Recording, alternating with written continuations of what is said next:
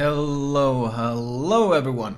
Today I will be featuring, well, another version of the Daring, the upcoming Tier 10 Royal Navy destroyer. Now, this ship has been requested a lot and I wanted to post this commentary 2 days ago, but sadly I had a bit of a sore throat, so it got delayed a bit, but we are finally here. Now, the Daring has been through the developer ringer, and now we have another updated version. As I've covered this before, but the ship has significantly changed since the last time, and oh my, it has changed. Now, it's still the slowest destroyer of them all, as being radared, as you can see here, is usually not a fun thing, because, well, you are sitting at a rather sad 35 knots. Now, in comparison, the other two slowpokes, the Hargon and the Gearing, they do 35.7 and 36 knots respectively. But you have to, of course, keep in mind that you slot the flag, which increases your speed, and then you add speed boost to the mix, which the two of them can do, whereas the Daring cannot. It does actually make them significantly speedier. Now, that doesn't mean that the ship has too many issues with survival, though. The health pool is still quite generous. It sits at 20.8k health stock. I'm running Survivability Expert in this particular build that I'm running here, right here. But still, 20.8k health is quite generous if you consider that the Yu Yang sits at 18.5 and the Gearing sits at 19.4. In fact, it even has 100 more health than the Z52, which I consider quite a bit curious. I will get into that in a bit. Well, actually, I consider it curious, considering that one of the changes they made to this ship was the ability to slot a powerful heal on the Daring. And with the flag, if you run the flag, you can heal for over 4,000 health if you spec for Survivability Expert. Even if you don't spec for Survivability Expert, you're still healing for almost 3,500 a pop. Now, if you add Superintendent and Premium Consumables, which gives you an additional consumable, that's a potential of 10.5k to 12k extra effective health that you can summon at pretty much any point. Well, adding the heal was one of the major changes, and honestly, that's one of the things I have to wonder the most about, just exactly how necessary was adding this heal to this already powerful ship. Especially as this ship is exceptionally stealthy. This ship can reach, well, as you can see right now, 5.7 km concealment, which is actually better than both Gearing's 5.9 and Yu Yang's 5.8. Now, having more health than them, and better concealment, it starts to get a bit baffling why it also has this powerful heal. I mean, yeah, it's a bit slower, but it's got that conceal and health to make up for it.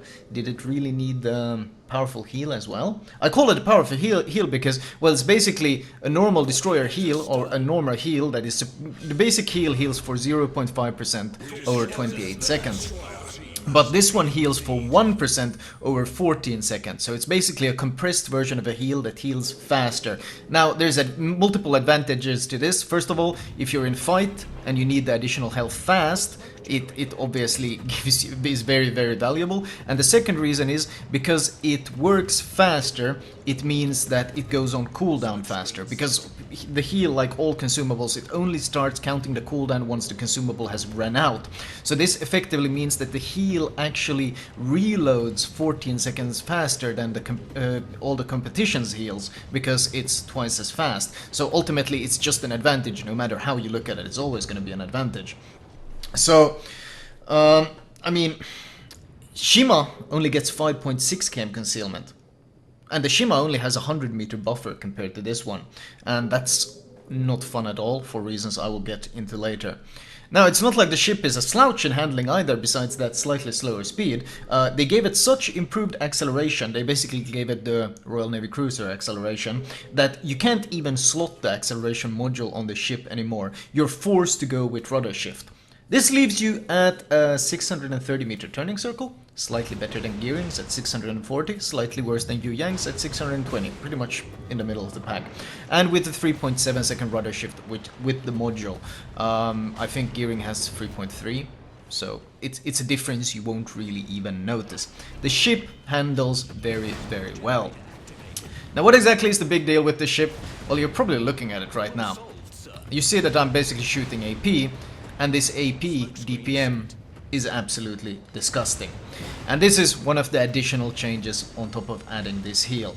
They went and addressed the previous issue of being forced to spec IFHE on the 130mm guns to make them useful. Well, basically you had to spec IFHE on the previous Daring to make the ship useful, otherwise it just kind of sucked. And their solution to this was greatly improving the AP penetration angles to the point where they mirror American heavy cruiser penetration angles, meaning that the AP is monstrously useful. Especially with the short fuse, it means that you score full penetrations on destroyers with extreme efficiency. As you can clearly see right here, the damage is absolutely insane. And now add in things like the turret traverse, which is the 25 degrees per second the Yu-Yang and the gearing has. And you can turn your guns around a full 180 degrees in 7.2 seconds, or 8.3 seconds if you run the gun reload, build or upgrade as I'm doing right here. To add to this fantastic turret traverse, the Daring also has full 360 degree turrets, every single one of them.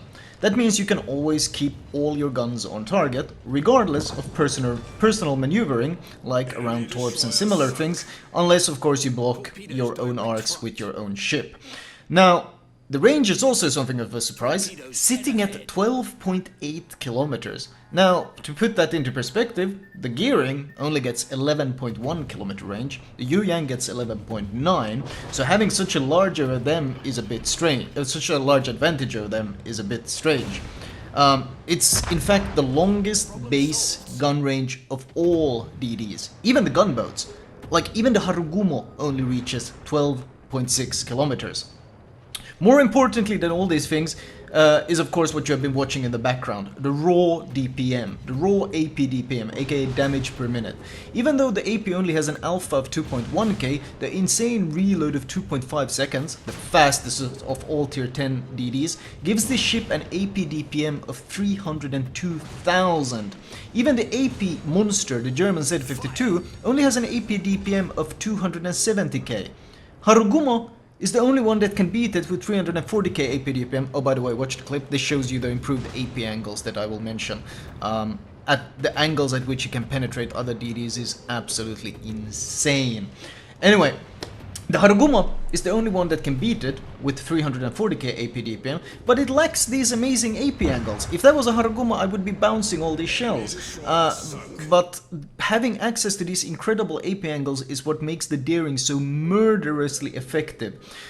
Also, the Z52 has a fuse arming threshold of 21mm, meaning which basically leads to so many overpens against other DDs unless the ship is thick enough to arm it. Daring's threshold is 19mm, which is coincidentally pretty much the armor that all high tier DDs have. And I mean, for example, this Daring, I always have my smoke ready when I pick a fight with him. My DPM is monstrous. He does use his torpedo reload to throw in massive amounts of torps. I try to reverse to dodge them, my Hydra spots them. I eat the torpedo. Now this would be crippling for many other destroyers, but for the Daring, it's a minor inconvenience. I messed up, I ate the torp after beating basically the strongest gunboat in the game, the Harugumo, and I heal up back to half HP, and look how much I can heal with the next heal once it comes up in a bit more than a minute. I will be back to full HP, or all close to full HP once I've used all my heals. So, I mean, it does pay for this in some ways. It pays for it by having the least amount of armor penetration, all the way up to 10 kilometers, where it barely overtakes the Harugumo's puny shells in armor penetration. Still, even close range, Daring's AP pen is only 146mm, meaning if a Des Moines is parked right next to it, it can't even citadel it. The Des Moines has 152mm citadel armor, so impossible to citadel a ship like that point blank, and it dips, the penetration dips extremely quickly. In fact, it dips under 100mm pen after 4 kilometers, meaning citadels on pretty much all high tier cruisers are out of the question at this range. Now, of course, to add to this close quarter strength, the Daring has access to Hydra, which you've seen me use a fair amount when fighting these other destroyers, and it's an extremely long-lasting close-range one, exceptionally good for countering enemy DDs, since they can't really torpedo, so it makes it very hard to deal with it. It lasts a full 3 minutes without upgrades, and although it only has 3 kilometers ship and torpedo spotting range, it makes it so much more brutal in knife fights. This ship really is the ultimate DD killer. 360-degree turrets, heal, massive AP DPM, smokes on demand, and hydro to keep it safe. On top of that, I mean, I did mention smokes on demand, and I guess I need to go into that. The smokes only last 40 seconds. This is the shortest across the board. But they also reload in 70 seconds. With a flag, for the 5% flag, you can cut this down to 66.5 seconds, and naturally, specking for it can bring it down even further. And if you run Superintendent and Premium Consumables, the Daring has 7 of these smokes, pretty much always giving it access to being able to the smokes whenever it needs it. So all these things in combination make it by far the most brutal DD duelist. I do not see any other destroyer that can take this on. Like, no chance. Angling kinda works, but then you're either sailing straight away from the ship or straight towards it, and usually neither option is really that wanted. So just a very, very frustrating situation. Now, I do have to mention that not specking IFHE leaves your HE largely useless besides as a fire starter. The 8% fire chance actually makes it the best fire starting destroyer in the game, simply because of that insanely rapid reload. I mean, if we put it into perspective, the Kaba reloads in 5 seconds, this thing reloads in 2.5 seconds. If you run modern BFT, which I've been doing most of this commentary, you can actually have a 2-second reload, which is pretty disgusting. But without IFHE, the shells don't have much other use, since the 130mm pen is so low. But the ship does pretty well, as you can see, without it, since the AP is so universally useful.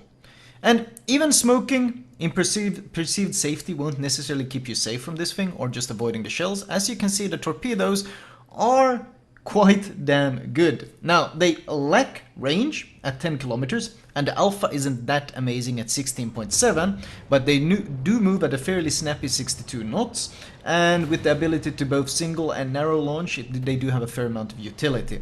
Now, the cooldown of 2 minutes might be annoying, but the 1.3 km concealment on the torps means that if you get good volleys off, as the one I got here, your chances of landing them are actually pretty good, because combination of stealthy torps with speed usually means a lot of hits. You can see, of course, switching to HE here, and you can see an example of this fire chance. I know I landed torps on him, and once his radar has ran out, the Stalingrad, of course, suffers from the longer duration fires. Now they changed that from 30 to 45 seconds, so fires are actually significantly more useful against it. A lot of shatters, of course. If I hit anything but that very, very thin superstructure, and without IFHE I will be shattering. Even with it, I would probably be shattering anyway. Still though, the fire chance is what makes it. There's a damage con, and of course there's going to be the follow-up fires right after, because this is one of the things this HE is very good at. Some tanky ship parks nose in, and you know they've used damage con, you follow it up by starting a bunch of fires on them to punish them.